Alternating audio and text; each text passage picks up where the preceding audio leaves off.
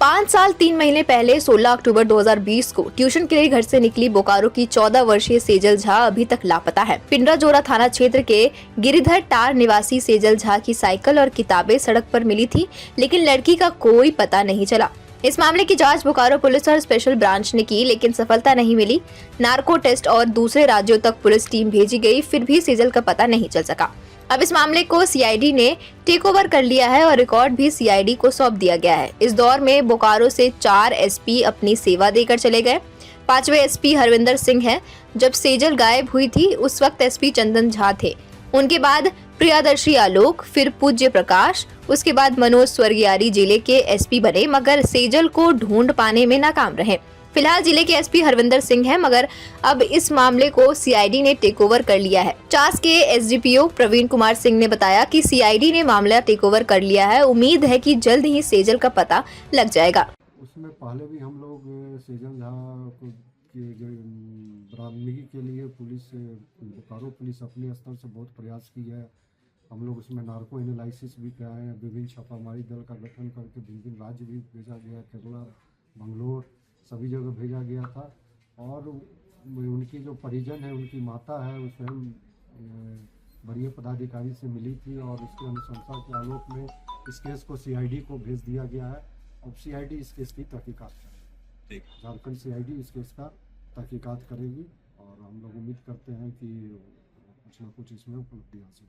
उस सीआईडी का फॉलोअप कुछ मिला है सर? हाँ बिल्कुल, हम लोग से सारा रिकॉर्ड की मांग किया गया था और हम लोग अपना रिक्वेस्ट लेटर भी सीआईडी को भेज दिया है, तो सारा ये ट्रांसफर सीआईडी को मिल जाएगा। सेजल की मां उषा झा का कहना है कि रांची में पकड़े गए बच्चा चोर गिरोह के सदस्यों के साथ सेजल के मामले का कनेक्शन देखा जाना चाहिए। ये गिरोह बंगाल से जुड़ा हो सकता है, क्योंकि सेजल उस समय महज 15 मिनट में गायब हो गई थी और बंगाल का बॉर्डर नजदीक ही था। उषा झा ने कहा कि बोकारो में कई बच्चे और बच्चियां लापता हैं और पुलिस को इस गिरोह से जोड़कर देखना चाहिए।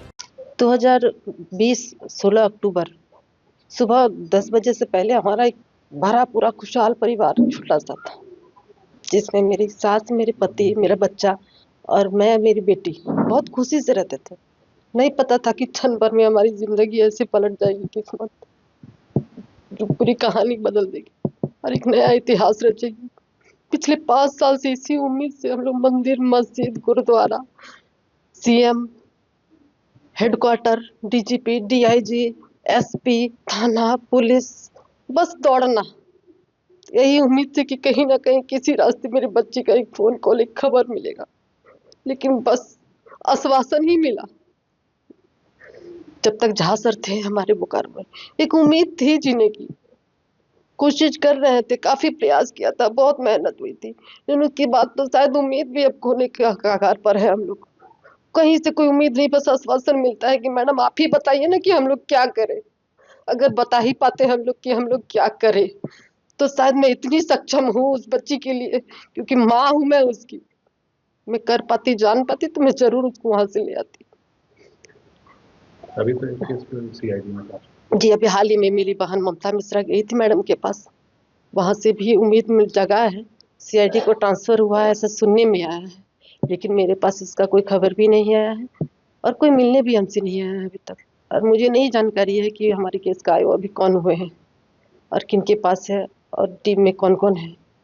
बस पता चला है कि सीआईडी के पास ट्रांसफर हुआ है, लेकिन पता नहीं क्यों हमको ऐसा लग रहा है कि रांची में अभी अंश और अंशिका का जो केस हुआ है, जिसमें बच्ची लोग रिकवर हुई है, मिली है, बहुत अच्छा लगा सुन करके। किसी माँ का गोद तो फिर से भरा, किसी के घर में खुशहाली आई, लेकिन कहीं ना कहीं मेरे केस में यही लिंक जुड़ा हुआ है, जरूर है, क्योंकि अभी हाल ही में खुट्टाडी में भी एक ऐसा ही केस हुआ है जिसमें लड़की अभी तक नहीं पता चली।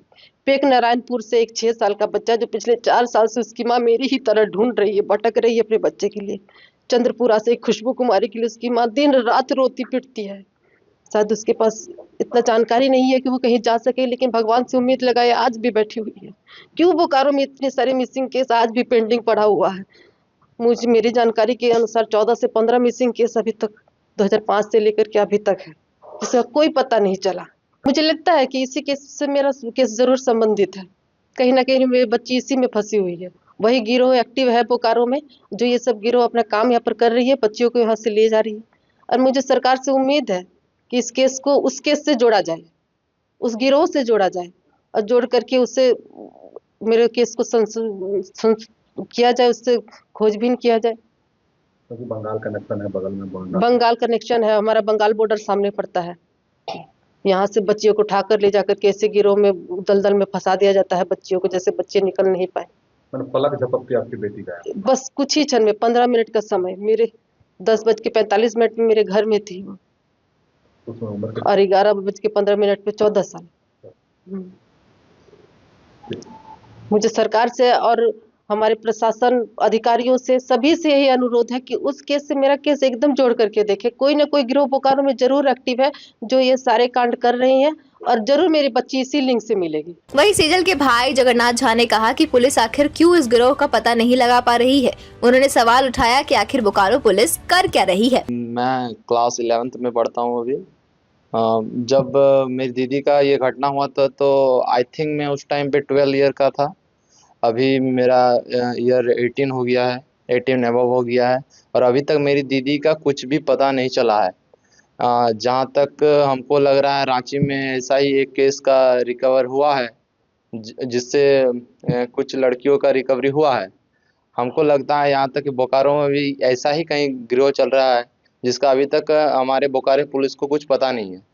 हमको ये लगता है कि इसका बारे में पुलिस को जानकारी करना चाहिए बोकारो में कि ऐसा क्यों हो रहा है, क्यों लड़की गायब हो जा रही है दिन दहाड़े हमारे गांव से, हमारे घर से उठा के कोई ले जा रहा है 10-15 मिनट में, किसी को पता नहीं चल रहा है। और एक्चुअली ऐसा हो क्यों रहा है क्योंकि सामने हमारा बंगाल बॉर्डर पड़ता है। कुछ भी यहाँ पे हो वन जंगल का एरिया है, किसी को कुछ पता नहीं चलता है, तुरंत कहीं ना कहीं कुछ गायब हो जाता है, कोई मारा हुआ मिलता है सामने।